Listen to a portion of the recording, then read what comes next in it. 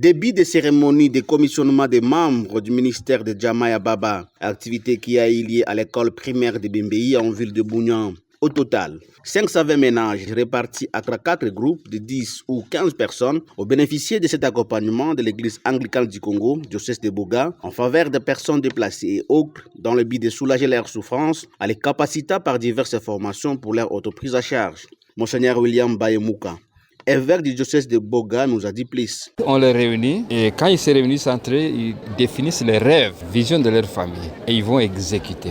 On les accompagne avec l'enseignement.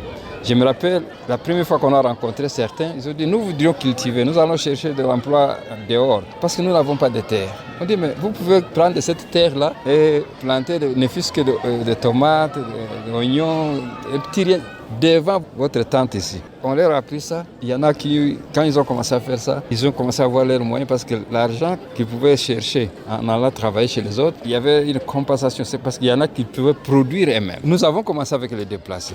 Et ces programmes, quand il fallait identifier les autres ménages, on a étendu sur l'entité ici. L'accompagnement, c'était dans tous les secteurs de la vie. C'est eux-mêmes qui définissaient ce qu'ils voulaient savoir. Encadrement. On amène quelqu'un qui va leur apprendre comment le faire. Il les encadre. À l'occasion de cette cérémonie, des matelas ont été distribués à ces ménages. Il tient de préciser que grâce à ces programmes d'accompagnement des vulnérables, composés essentiellement de personnes déplacées, plusieurs d'entre eux ont pu quitter le site de Bembéi et se sont insérés dans la communauté, car déjà capables de s'autoprendre en charge.